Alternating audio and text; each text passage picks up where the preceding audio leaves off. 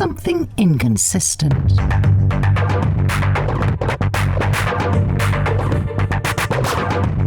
Definition. En México, las desigualdades constituyen temas de relevancia.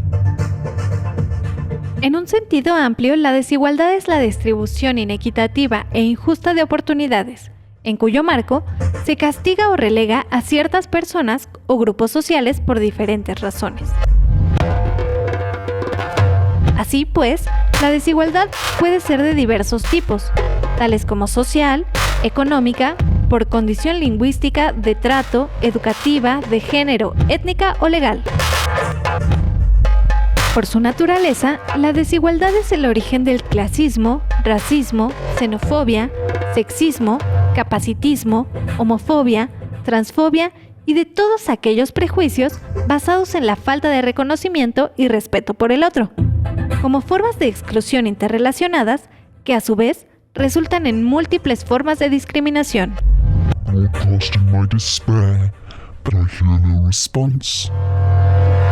La desigualdad no es algo dado o natural, sino todo lo contrario.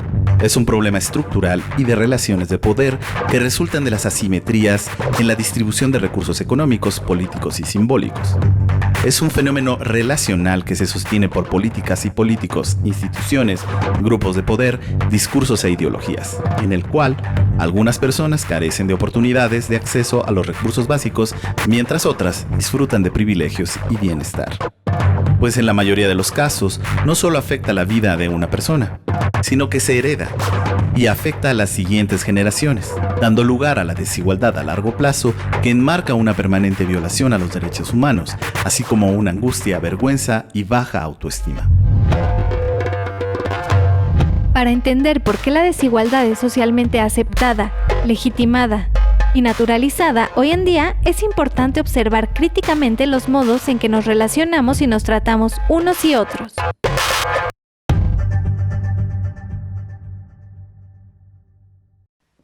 Bienvenidos a este nuevo programa de Mirador Universitario sobre temas actuales de la sociedad mexicana.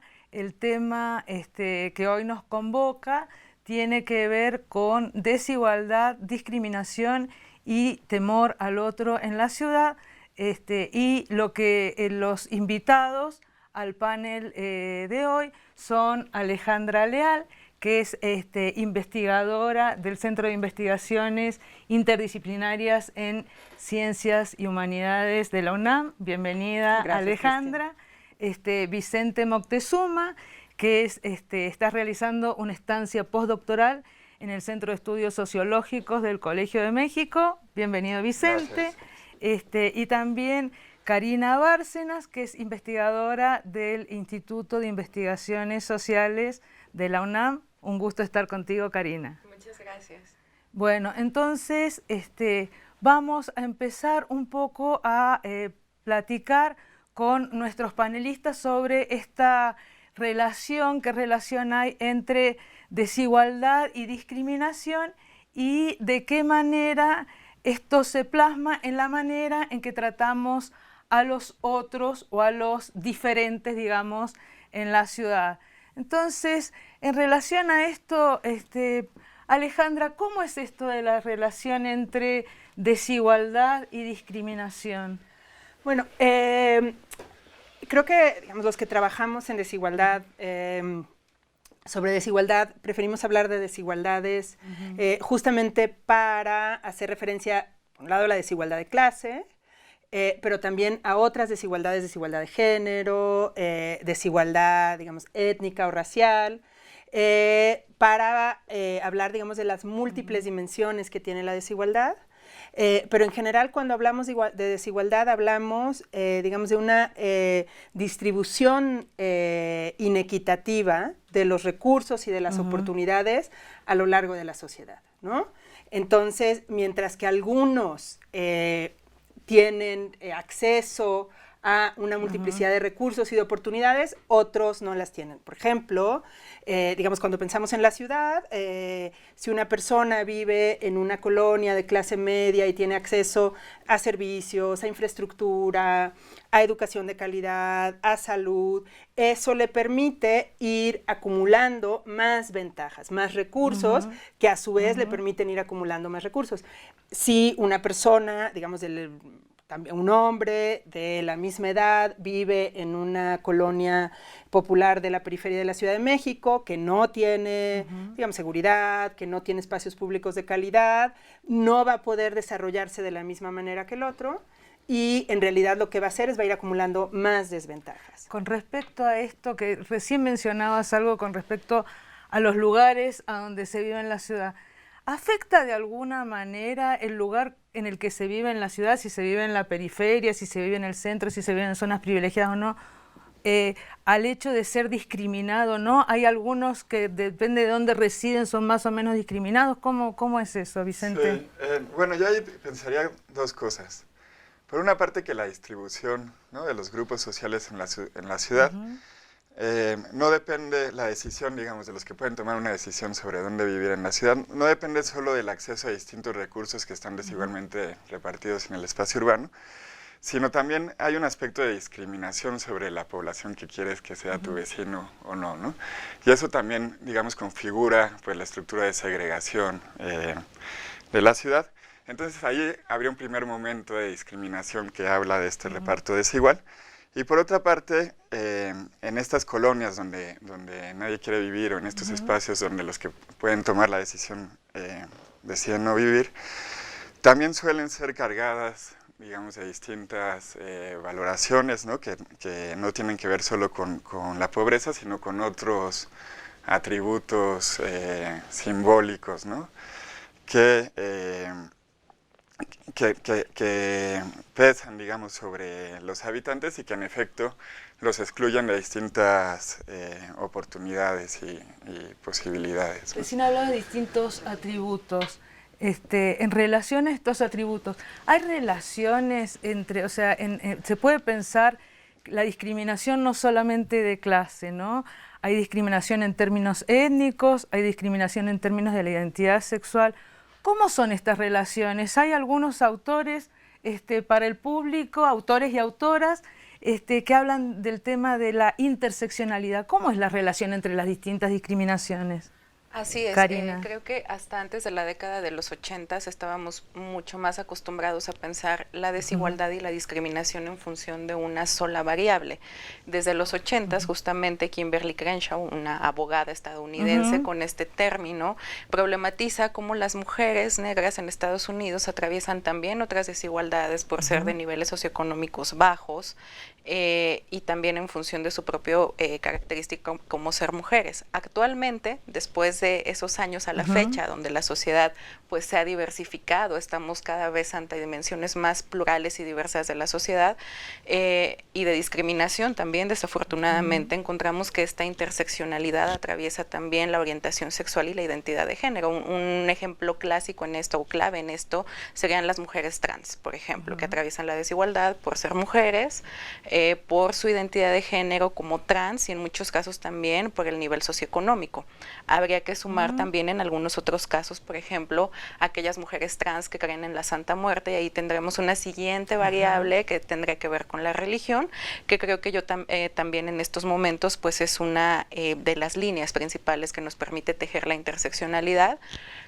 Otra está, por ejemplo, también en la diversidad funcional, que muchos autores prefieren hablar de diversidad funcional y no tanto de discapacidad, y algo que también se empieza a medir mucho en las encuestas, que es el tema de la apariencia física, cómo se discrimina en función de la apariencia física, y que eso igualmente atraviesa la orientación sexual, la identidad de género, incluso la edad. Los adultos mayores también entrarían en esta perspectiva interseccional si pensamos en una mujer de edad avanzada y de un nivel socioeconómico bajo, ¿no? La idea con esto pues es hacer visible, es como una misma persona encarna o está atravesada por diferentes desigualdades.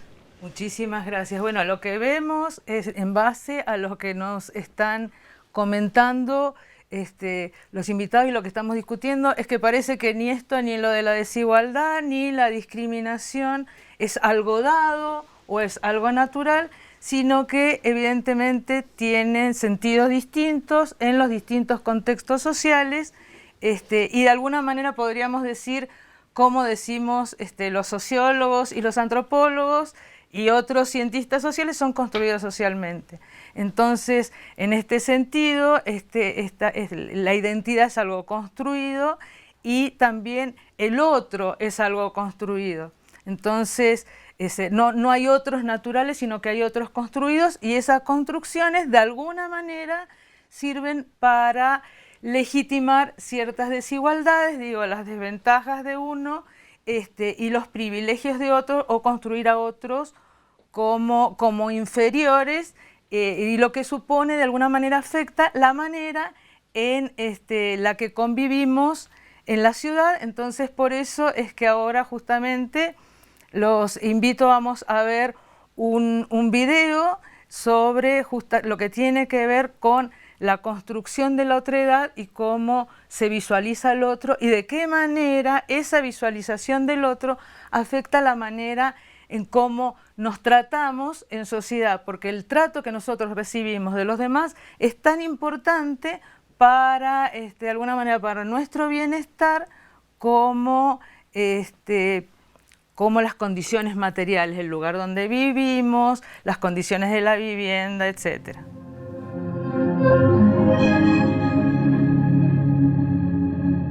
El neoliberalismo se gestó durante el último tercio del siglo XX, enmarcando de manera general el libre comercio y la economía a favor del sector privado, constituido por grandes empresarios y numerosos consumidores. El modelo económico y político retomó con mayor fuerza la idea del capitalismo de transformar todo lo que tenía a su paso en bienes y servicios, y generó necesidades no necesarias. A partir de la producción en masa y la explotación de la publicidad, medio por el cual hasta el día de hoy se convence a la ciudadanía de que es imprescindible poseer tal o cual producto. Bajo el neoliberalismo, la otredad es vista como una construcción social que se relaciona con los límites simbólicos, mediante los cuales los grupos de poder trazan una separación con los otros que no tienen poder y que por tanto tienen un valor inferior. Cabe resaltar que la solidaridad, la empatía y la responsabilidad compartidas, propias de la convivencia de una sociedad justa, diversa y democrática, han sido reemplazadas por el individualismo. Por otro lado, la desigualdad se hace natural y se legitima en tanto que parece un dogma. El hecho de que la riqueza debe concentrarse en los estratos sociales más altos y la falta de oportunidades y recursos en los estratos más bajos, por mucho, las élites justifican sus privilegios y la concentración de la riqueza en sus manos como si fuera el resultado de su propio esfuerzo y de sus méritos personales. Todo lo anterior abre un camino fructífero para la discriminación y con ella la falta de reconocimiento de los derechos fundamentales y problemas sociales como los bajos salarios, la precariedad laboral, la segregación residencial, la segmentación educativa, la falta de infraestructura urbana, la poca disponibilidad y accesibilidad a alimentos saludables, entre muchos otros.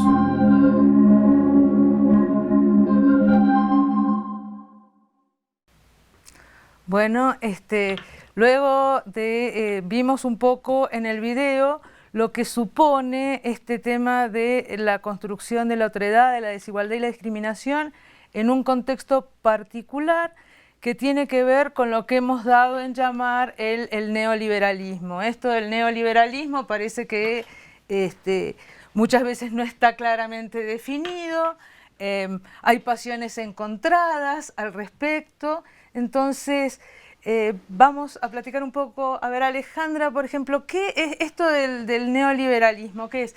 ¿Es un modelo económico? ¿Es una ideología? Algunos dicen que se nos ha metido abajo de la piel. ¿Cómo es eso?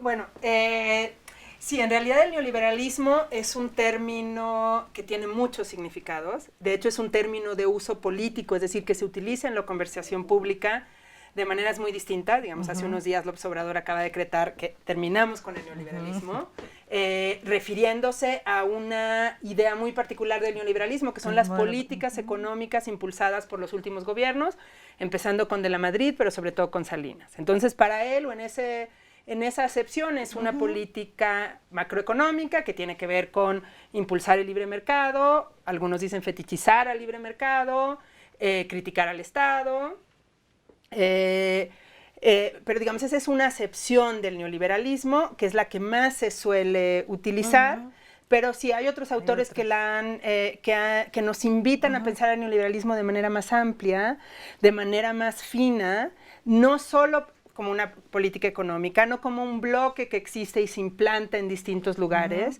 sino como una ideología, como una serie de discursos, incluso con una sensibilidad que tiene que ver con la exaltación del individuo, de la responsabilidad individual, de la comunidad, no de la sociedad, o sea, la activación de pequeñas comunidades que se encarguen ellas de solucionar sus problemas, con una, digamos, fetichización, diría yo, de la categoría de ciudadano, ¿no? Con esta idea de que los ciudadanos debemos participar y ser libres, y entonces eso nos abre a una, digamos, a una comprensión mucho más compleja, mucho más amplia, que nunca está acabada, y que creo que nos invita a pensar la sociedad contemporánea de manera más fina.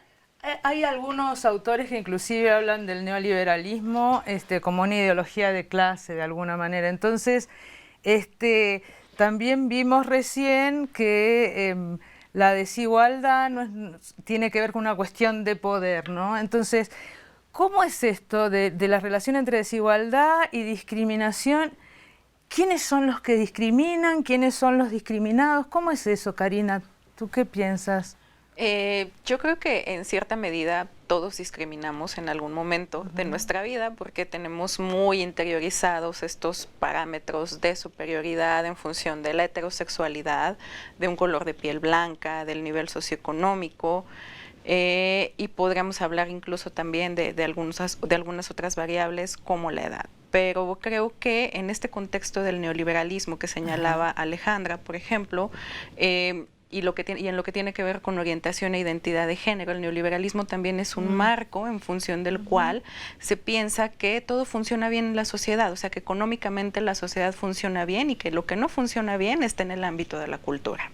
Y que entonces eso que está en la cultura es lo que hay que subsanar y hay que corregir. Cambiar comportamientos, exactamente, ¿no? Y es ahí donde vienen todas estas cuestiones de estigmatizar lo que tiene que ver con orientación sexual, con identidad de género, con volver a las mujeres a esos roles mucho más tradicionales de los que ha costado muchísimo trabajo salir y pensar en una lógica mucho más igualitaria.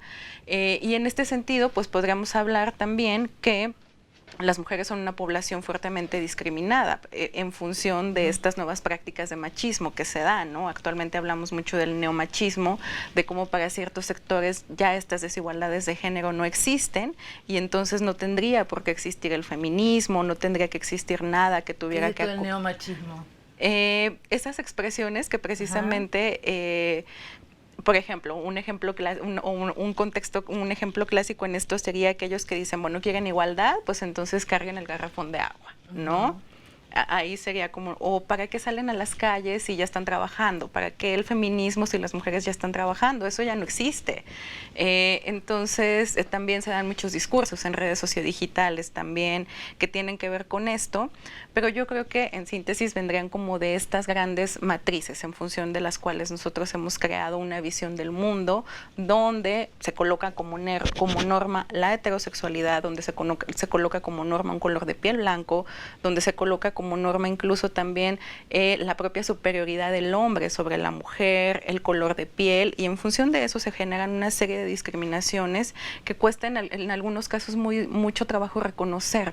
En algún momento tú hablabas de esta cuestión de las fronteras morales y creo que la frontera moral funciona muy bien para dar cuenta de cómo estas lógicas de discriminación pasan muchas veces por esta cuestión de lo políticamente correcto.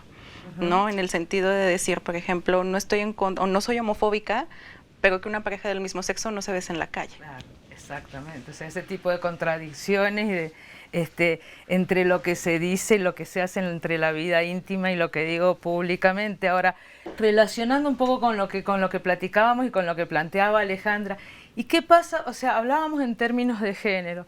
¿Qué pasa con los sectores populares? O sea, ¿qué es esto? Muchas veces se dice que se criminaliza a los sectores populares o se los hace culpables de sus propias desventajas. En este contexto, ¿cómo es eso de la criminalización de los sectores populares, Vicente? Sí, bueno, yo querría enfatizar nada más una cuestión antes de entrar de lleno a la pregunta sobre esta discriminación que si bien sí, los distintos, digamos todos discriminamos, los efectos de la discriminación no son no son iguales, claro, ¿no? Para todos. No nos afectan a todos de la misma manera. Ya hay formas de discriminación justo hacia los sectores pues, que no tienen poder, que tienen efectos más amplios, digamos, en sus oportunidades o en sus desventajas, ¿no?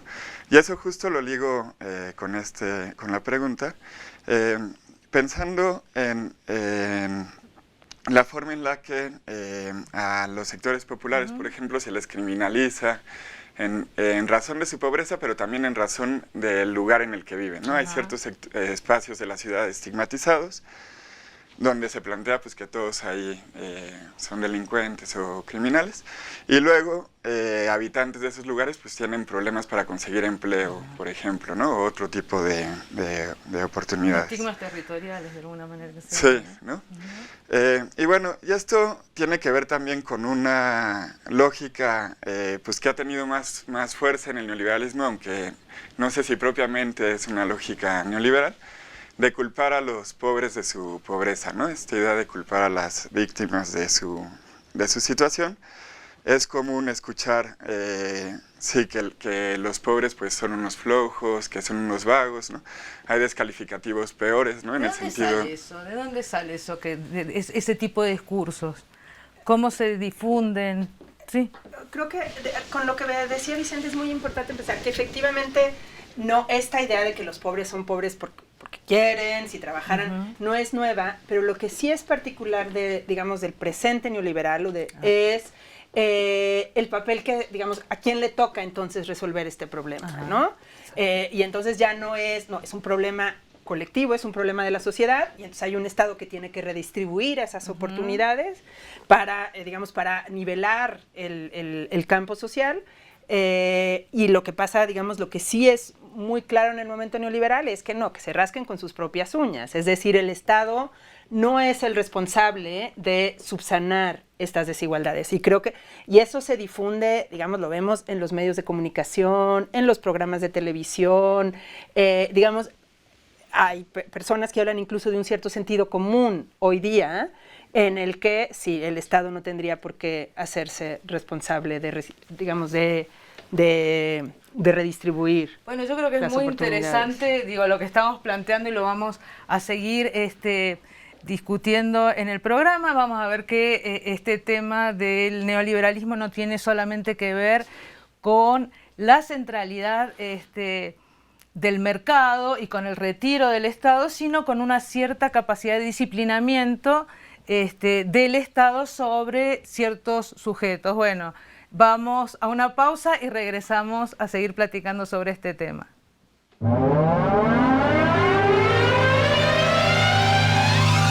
La solidaridad social es valor que permite crear y consolidar grupos de apoyo flexibles, eficientes y desinteresados, en el marco de la generosidad y la empatía, con el fin de ayudarse unos a otros si se encontraran en una situación vulnerable.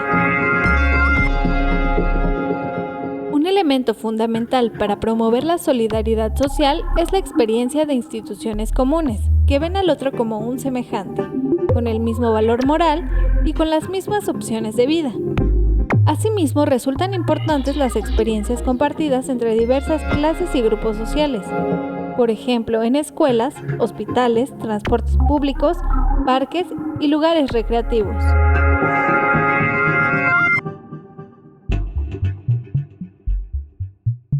Cabe resaltar que en contextos de alta desigualdad y socialmente fragmentados, los espacios de encuentro entre diferentes sectores sociales son escasos. Y los otros son vistos como una amenaza o un peligro, o bien como sujetos de rechazo, discriminación o desprecio. Por ejemplo, México es un país con altos y persistentes niveles de desigualdad.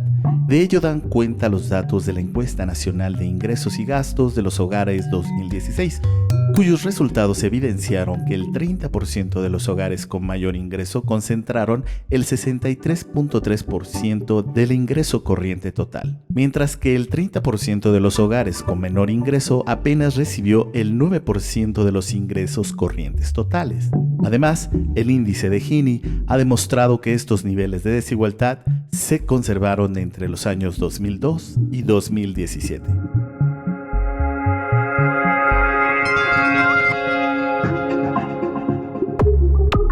Por otro lado, la discriminación ha dado lugar a la promoción del trato diferencial y ha coartado los derechos plenos de ciertas personas o grupos sociales. Así lo demuestran los resultados de la Encuesta Nacional sobre Discriminación 2017, la cual permitió identificar que de cada 10 entrevistados de 18 años y más, 2 fueron discriminados por su apariencia, edad, creencia religiosa, lugar donde vive, clase social u orientación sexual. 7 consideraron que se respetaban poco o nada los derechos de las personas indígenas, así como de las personas trans, gays o lesbianas. 6 consideraron que tampoco se respetaban los derechos de las trabajadoras del hogar remuneradas, personas con discapacidad y personas mayores. 4 aseguraron que no rentarían su casa a un extranjero, a un joven o a una persona con VIH. No estarían de acuerdo con que su hijo o hija se casara con una persona del mismo sexo. Justificaron el hecho de llamar a la policía si hay jóvenes reunidos en la esquina de su casa. Consideraron que las personas pobres se esfuerzan poco por salir de la pobreza. Y consideraron que la pobreza de las personas indígenas se debe a su cultura. Por todo lo anotado, la solidaridad social ha cobrado un lugar relevante en nuestro país.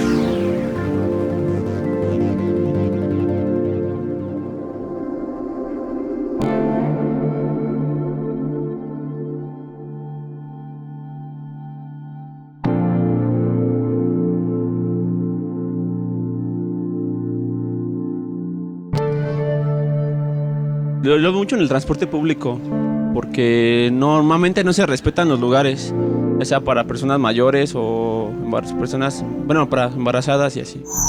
Por ser mujer y por ser mamá. No, pero sí he visto, y muy feo. Sí, por eso mismo de que soy foránea, y pues aquí mismo en la universidad me han como que tratado mal, pero pues me agüito. No. Sí. Por ser una persona flaquita. En sí no, pero siento que es como que porque a mí no me importa cómo me traten los demás, entonces es como, pues no lo percibo, ¿no? Pero en cierto momento de mi vida siento que pues sí me han llegado a discriminar. Pero no te podría decir ahorita en qué momento. No. Sí, en algunos puntos de mi vida, desafortunadamente. Donde más lo he sentido pues es en las tiendas, debido a mi tez morena de alguna manera, o que a veces tal vez vaya un poco más fachoso o cosas así. Pues de alguna manera empieza como los policías a irradiarte o a seguirte pensando que vas a, no sé, a robar algo, o incluso revisando así como las etiquetas o las cosas así. Y pues es penoso, ¿no? Al final de cuentas también es incómodo y mejor me voy de la tienda o cosas así. Cuando realmente tengo dinero para comprar las cosas, ya ni siquiera compras nada por discriminaciones tan como esas. El lugar de trabajo y pues pienso que el transporte público. En el centro de la Ciudad de México. Yo pienso que en los centros comerciales, que ahí se ve como que solamente un estatus y si hay otra persona diferente, por ejemplo un estatus económico más bajo, ahí es como que lo miran feo o algo por el estilo. Puede ser dentro del salón de clase, parece que he visto.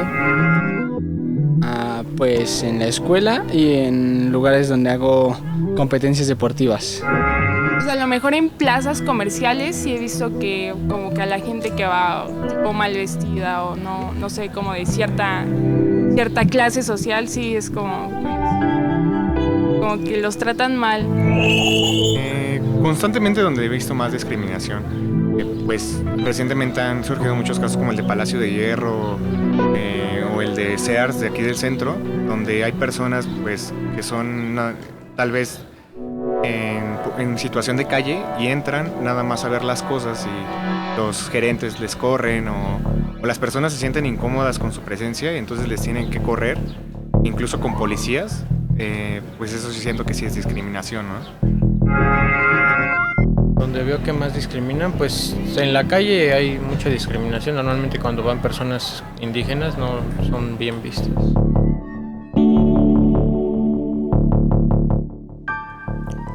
Bueno, muchas gracias por seguir con nosotros. Luego de el video que vimos y estos sondeos sobre qué tanta discriminación existe en nuestros espacios, existe en la ciudad, vamos a platicar un poco acerca de qué es lo que pasa en México hoy en términos de si seguimos siendo si somos una sociedad clasista, racista, sexista. Hemos experimentado también recientemente un cambio de gobierno con un cambio de orientación donde ciertos componentes o elementos, digamos, que estaban fuera del discurso previamente, como este tema de los sectores privilegiados, que algunos les llaman fifí, etcétera, ha vuelto a resurgir cosas que parecían que aquí en México no existían. Entonces, ¿qué pasa con esto? Digo, con el tema de qué tan clasista es la sociedad mexicana. Hemos visto también, a partir de la película Roma de Cuarón, que hay ciertos elementos, ¿no? Como por ejemplo el trato hacia el personal doméstico, ciertas formas de explotación hacia el personal doméstico han sido como de alguna manera naturalizados, etcétera. En el bloque anterior platicamos un poco sobre el neoliberalismo que ha estado vigente en nuestro país durante las últimas 3 décadas. Entonces, ¿qué cosas han cambiado o qué tan clasista o racista es la sociedad mexicana? ¿Qué piensan? Mira, yo creo que muchas cosas han cambiado. Una que es muy importante es que ya inició una conversación pública en México y en los círculos académicos sobre el racismo en este país, que está profundamente vinculado también al clasismo, cosa que durante muchos años, digamos durante lo que conocemos como el periodo posrevolucionario, del apogeo del nacionalismo revolucionario, estaban absolutamente fuera de la discusión, porque la ideología dominante era que todos somos mestizos, y entonces ahí no cabe, digamos, la diferencia ni de color de piel, ni de etnicidad, etcétera. Había un reconocimiento de un nosotros nacional, que efectivamente pierde vigencia digamos, cuando empieza a perder vigencia todo el proyecto del nacionalismo revolucionario. Y una cosa que el historiador Mauricio Tenorio tiene un artículo muy interesante sobre el mestizaje, en el que dice que el mestizaje era una especie de igualador ideológico en el que, digamos, tampoco se podía hacer catrín. Públicamente lo dice, digamos, ni indio ni catrín, ¿no? Era una especie de nosotros.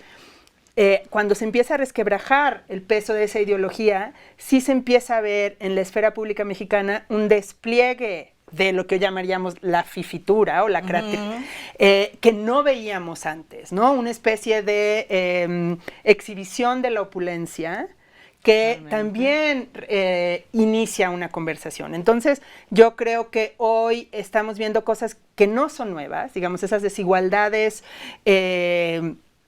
absolutamente, digamos, fuertes que existen en la sociedad mexicana no son nuevas, pero sí hay nuevas formas de que se manifiestan públicamente y, por tanto, de que se discuten públicamente. No sé si ustedes estarían de acuerdo con eso. De alguna manera, a ver, un poco, digo, el cambio de gobierno y de orientación del gobierno, digo, hacia un gobierno más progresista, más de izquierda, de alguna manera ha expuesto a estas clases privilegiadas, esto que me gustó mucho, ese término de la fifitura, o sea, pareciera que se sienten más expuestas ahora, y expuestas muchas veces no para bien, sino que se ven muchas. Entonces, en ese sentido, ¿qué cosas se han transformado en términos de lo que planteaba recién Alejandra? ¿Ustedes qué piensan? Digo, no solo en términos de clases, sino también en términos del racismo y en términos de la discriminación con respecto a las identidades de la diversidad sexual, etcétera. Digo, somos más políticamente correctos, pero somos más clasistas. ¿Se puede dar eso o cómo es la cuestión? Sí, yo recuperaría como varias cosas de lo que planteó Alejandra y de lo que tú acabas de decir. Y bueno, y regresaría también un poco al bloque anterior, pensando en que esta culpabilización de los pobres de su situación es al mismo tiempo, esconde al mismo tiempo una reivindicación del privilegio en la idea del mérito, ¿no? O sea, este ocultamiento de las condiciones estructurales que posibilitan la pobreza, pero también la opulencia, ¿no? El lugar en el que naces y donde te crías, y los capitales, digamos, culturales, económicos, sociales, que te rodean, quedan ocultos, y aparece este discurso ligado al trabajo, al mérito, ¿no? Al esfuerzo, ¿no? Y sí, escuchándolos ustedes, pienso que si no está todavía mi mente asentado por completo, sí se ha abierto un espacio de cuestionamiento al privilegio, digamos, y a la riqueza, ¿no? Que no ha sido muy común, o sea, que no ha sido muy cuestionado, ¿no? A lo largo de los últimos años o de las últimas décadas, ¿no? Hay mucha preocupación por los pobres, digamos, por la exclusión, y pocas interrogantes sobre si los profundamente ricos deben de ser admirados o valorados de otra manera, ¿no? Entonces, bueno, a mí eso me parece fundamental de los tiempos actuales, ¿no? Y una pregunta, en términos de las identidades de género, ¿qué es lo que ha cambiado? Digo, estamos con todo esto que hemos venido discutiendo, a lo mejor más en términos de clase, ¿no? Y más en términos étnicos. O sea, en términos de las identidades de género, ¿hemos avanzado? ¿No? ¿Qué pasa en la manera en que convivimos con la diversidad en la ciudad? Yo creo que, como lo señalaba Alejandra, ha habido avances, pero también se han visibilizado como nuevos retos. Un avance que yo vería es que, por ejemplo, en todos los niveles socioeconómicos ahora es mucho más visible y mucho más naturalizada la presencia de la orientación homosexual. Y ya no se cuestiona, y ya no atraviesa este estigma previo que se asociaba con depravación, etcétera, etcétera, o con toda la consecuencia de la epidemia del VIH-Sida que golpeó fuertemente en términos de estigma y discriminación a las personas homosexuales, pero enfrentamos el gran desafío de la discriminación y la desigualdad que viven las personas trans. Los propios datos de la encuesta de CONAPRED, como lo acabamos de ver, lo dejan claro, y en ese sentido ahí yo creería que hay un gran desafío. Y hablo de un gran desafío, sobre todo si tomamos en cuenta que México, después de Brasil, es el segundo país donde más se matan personas homosexuales y trans. Entonces sí tenemos ahí un gran reto, y esto en el caso de México se hace todavía mucho más evidente después de la iniciativa de Peña Nieto en el año 2016. Eso trae también como consecuencia que, obedeciendo a esta lógica transnacional y también muy apegada a este disciplinamiento neoliberal del que hablábamos hace un momento, pues un conjunto de organismos transnacionales empiecen a generar un estigma hacia la población LGBT a través de todas las mentiras que conforman lo que se conoce como una ideología de género.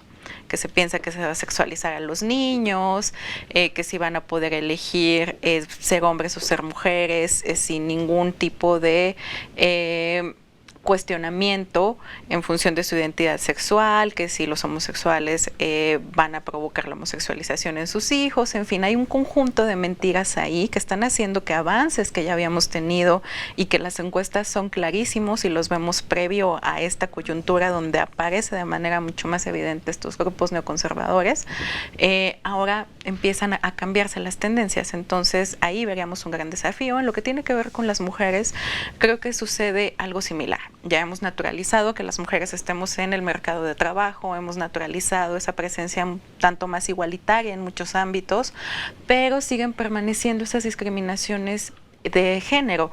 Por ejemplo, me iría al caso de la violencia obstétrica, ¿no? En lo que tiene que ver con el campo médico, que últimamente también se ha visibilizado mucho.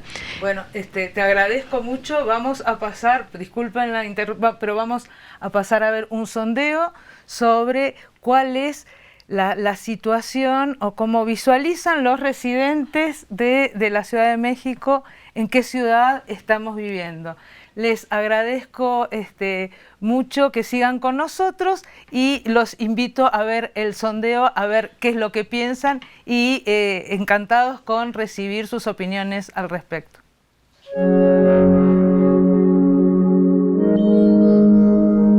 Pues la describo como diversa e intolerante. Diversa porque pues hay de muchos estados, incluso de muchos países aquí, gente de todo tipo, jóvenes, adultos y todo, pero excluyente porque no hay mucha sensibilidad sobre la diversidad, o sea, no hay sensibilidad sobre cuáles son nuestras diferencias y por qué debemos de equipararnos unos con otros y quién debiera tener más apoyo. No por el apoyo que tengan, o sea, en ganancia, sino que alguien sea más que otro, sino que no sabemos cómo interpretar el mensaje de la equidad. O sea, no sabemos si le dan un apoyo a una persona no es porque esa persona se lo gane o porque lo quiera tener más, sino que simplemente es para llegar a la misma posición que debe el otro. Y un ejemplo es que se le da a veces apoyo a las mamás o a las mujeres, no sé, solteras, ¿no? Por ejemplo. Y no es que se les dé un apoyo porque ellas sean víctimas en sí o pobres, sino que es para equipararlas en el nivel de respaldo social que debieran tener con los hombres. Los hombres no tienen que cargar en su mayoría por cultura, ¿no? Con el hecho de tener que cuidar a un hijo o hacerse responsable de un hijo, aunque así debiera ser. Sin embargo, culturalmente no se le ve así y es por eso que los apoyos se le dan a las mujeres y no a los hombres. E incluso aquí en la propia UNAM, por ejemplo, mi esposo intentó meter a mi hijo a la guardería para que yo pudiera trabajar y el apoyo no se le da porque es hombre también, o sea, el hecho de ser mujer no te hace víctima, ¿no? Y aquí en la propia UNAM, no, en las guarderías el servicio no se le da a hombres, sí, tiene que ser únicamente una mujer con hijo para que se le pueda dar el apoyo. Y entonces es ahí donde el mensaje, ¿no?, de equidad está mal interpretado, ¿no?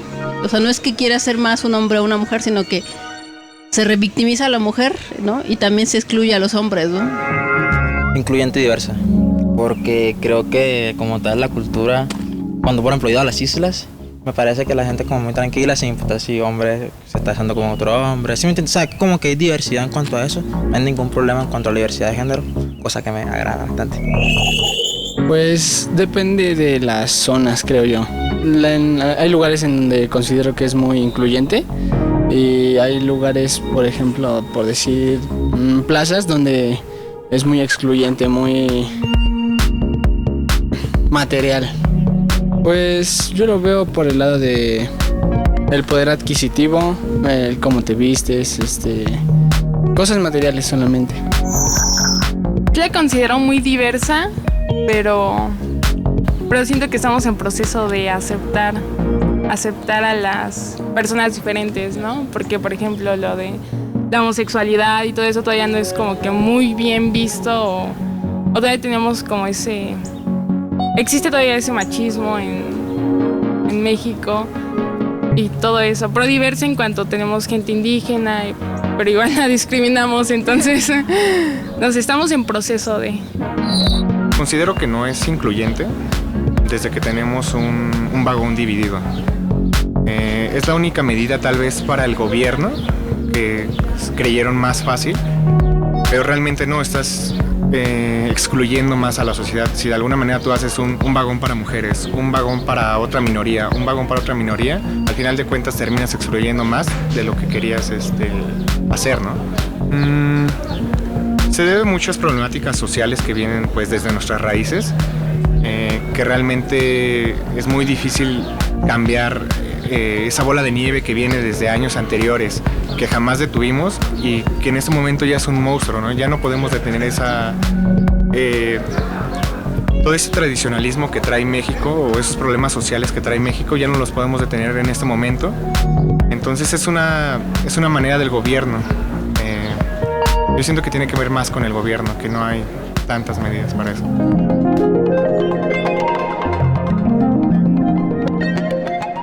Bueno, muchas gracias por seguir con nosotros. Vamos a pasar al último bloque de este programa y en base al sondeo que hemos visto, sería un poco ver qué tendríamos que hacer para vivir en sociedades más igualitarias y respetuosas del otro y capaces de valorar y de respetar la diversidad. ¿Qué nos está faltando como sociedad? Bueno, creo que lo primero, que es lo que hemos venido discutiendo a lo largo del programa de hoy, es el reconocimiento que, digamos, la pobreza no es un asunto individual, no es un asunto moral, es un asunto estructural.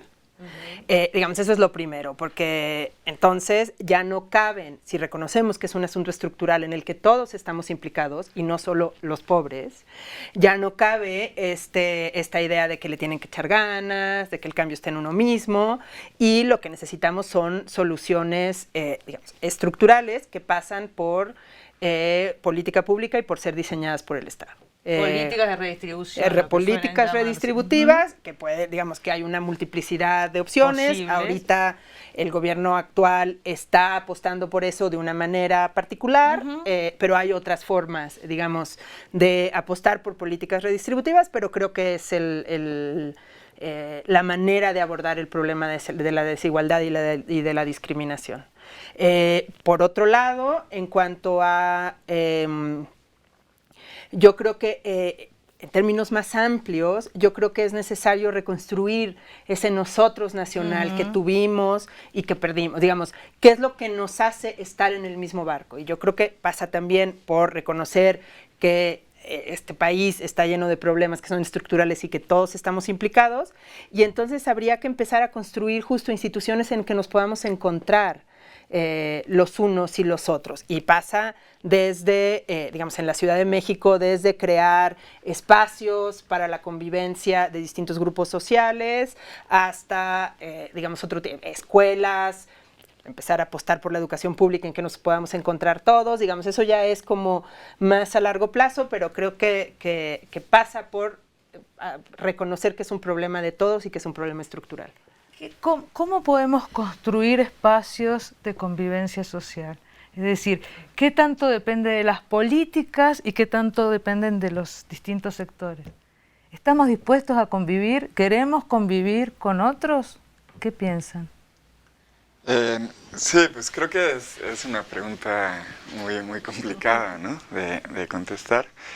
Pero creo que, o sea, sí ha habido por lo menos un descuido, un desinterés estatal de crear este tipo de espacios, ¿no? Y pienso que que un primer énfasis o una primera preocupación en relación con ello es crear el tipo de espacios públicos que haga que los que pueden tomar una decisión sobre la escuela a donde ir, los hospitales a los cuales acceder, los lugares de ocio a donde ir, no decidan ir, digamos, por las opciones que da el mercado, ¿no? Sino que la calidad de los servicios públicos tenga tal nivel que incluso los sectores privilegiados decidan por ellos, ¿no? Entonces, ahí, bueno, se encontrarán o nos encontraremos, ¿no? Y veremos qué pasa, pero pues se tendría que crear este tipo de lugares, ¿no? Actualmente se discute un poco el tema de la justicia social en términos de redistribución, que de alguna manera de lo que hablamos, pero también en términos de reconocimiento. Es decir, la justicia social supone tanto una dimensión, digo, material, de redistribución de la riqueza y del acceso a oportunidades, como también en términos de respeto, de respeto a la identidad y a las identidades distintas. ¿Cómo podemos pensar en esta articulación entre redistribución y reconocimiento? ¿Cómo podemos pensar políticas de reconocimiento? Claro, bueno, yo creo que ahí habría jurídicamente una agenda muy clara a partir del movimiento feminista y el movimiento LGBT que atraviesa, por ejemplo, el derecho al aborto legal, seguro y gratuito, que ahí también veríamos una desigualdad interseccional en el caso de esas mujeres, y en el caso de las personas LGBT, el matrimonio igualitario y la adopción homoparental en una lógica nacional, no tanto en la Ciudad de México y en aquellos estados donde se ha logrado a través de un amparo. Creo que al tener eso desde el campo legislativo también estamos contribuyendo a que el conjunto de la sociedad empiece a pensar en desestigmatizar, sobre todo, ese otro que se ha construido desde la religión, sobre todo, desde ese deber ser del género, de lo que es adecuado para un hombre o para una mujer. Y en el momento en el que nosotros vamos teniendo esos cambios, vamos cuestionando también algo que me parece muy importante que señalaba Alejandra, el sentido común. Cuando nosotros empezamos a cuestionar eso que asumimos como lo normal, como lo ya dado, también podemos empezar a empatar estas dos dimensiones de las que tú ya hablabas. Y también creo que enfocar la mirada en ese tipo de desigualdades que son como muy poco visibles, que pasan como muy poco ante nuestras miradas y que es necesario ver, ¿no? O sea, hablamos, por ejemplo, mucho de qué tanto son visibles o no en los espacios públicos personas con diversidad funcional, qué tanto se han construido las situaciones para que ellos puedan transitar libremente en la ciudad o no, las políticas para que eso suceda o no.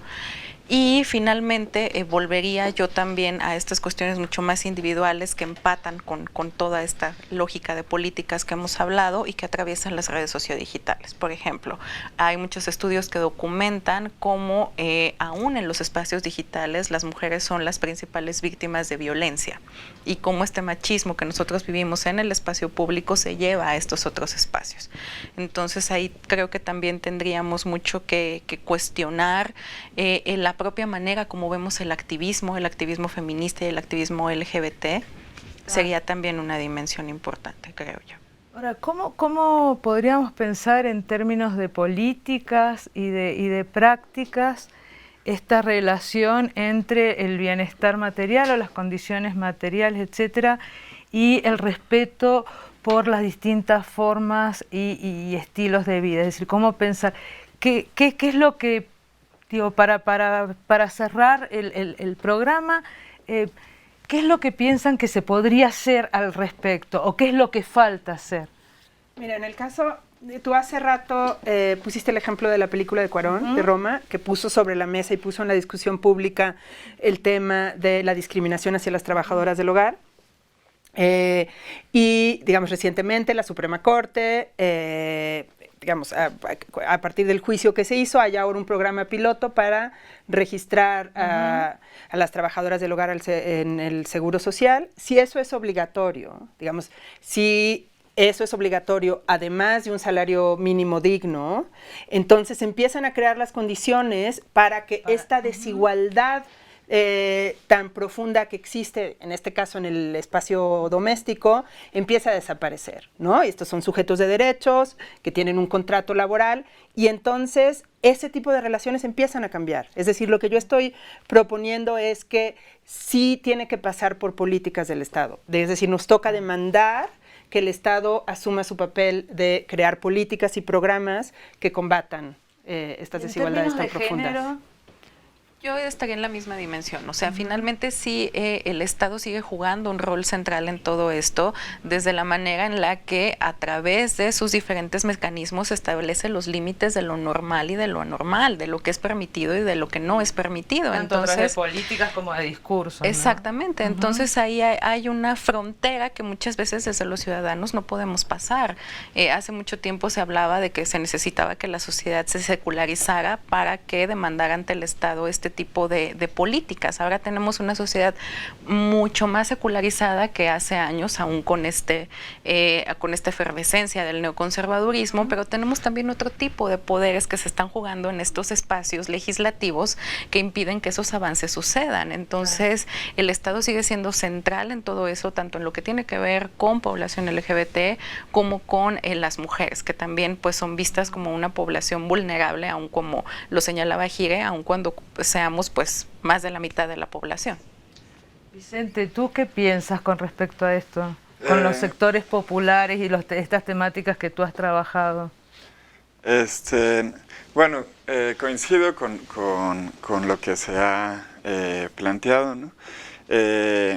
Solo pensaría también, digamos, que el Estado pues, responde a demandas sociales, ¿no? Entonces pondría ahí también un énfasis pues, en los grupos que están generando presión al Estado, ¿no? Para que tome decisiones en distintas dimensiones. No sé, el movimiento feminista, por ejemplo, ¿no? Que está ahorita con fuerza. Entonces, y bueno, y en relación con los sectores populares, sí, pienso en este importante movimiento urbano popular, por ejemplo, que vivió la Ciudad de México, sobre todo pues, en los 80s, ¿no? Y que creo que fue impulsor pues, de distintas... de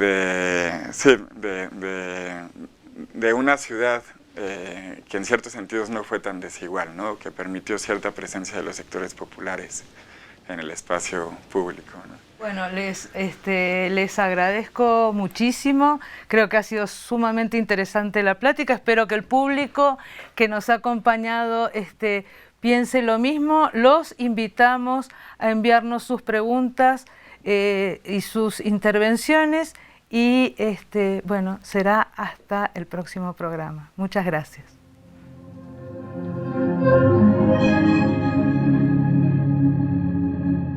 A lo largo de la historia, México se ha edificado como uno de los países con mayores índices de desigualdad y discriminación en América Latina. La fragmentación social que resulta de esta realidad genera vidas paralelas y distantes entre los grupos privilegiados y los que menos tienen, debilitando las posibilidades de una convivencia sustentada en los principios de la solidaridad social, la ciudadanía plena y la democracia. ¿Cómo hacer frente a esta realidad para cerrar brechas y lograr la igualdad y la justicia?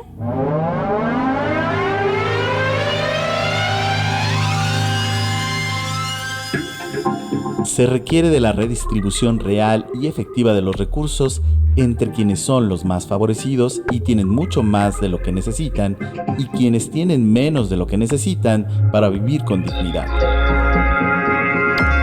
E incluso que solamente pueden sobrevivir día a día.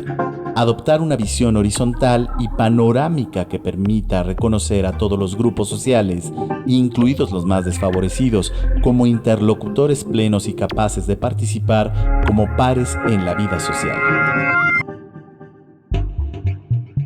Gestar, diseñar e implementar políticas transparentes, equitativas y capaces para afrontar las demandas ciudadanas en materia de salud, vivienda, alimentación, servicios básicos, seguridad social y educación, reconocer, respetar y hacer valer los derechos humanos, así como las garantías individuales y sociales en plenitud, con el fin de combatir, entre otras, las injusticias económicas, de género, orientación sexual, edad, cultura, origen social o étnico, o discapacidad física, sensorial, mental e intelectual. Pero, sin lugar a dudas, la mejor manera de reducir el daño que generan los altos niveles de desigualdad es precisamente reducir la desigualdad. Este es el único camino que permitirá recuperar la solidaridad, la empatía y el reconocimiento que demanda la convivencia en una sociedad incluyente, justa, participativa, cohesionada, diversa y democrática.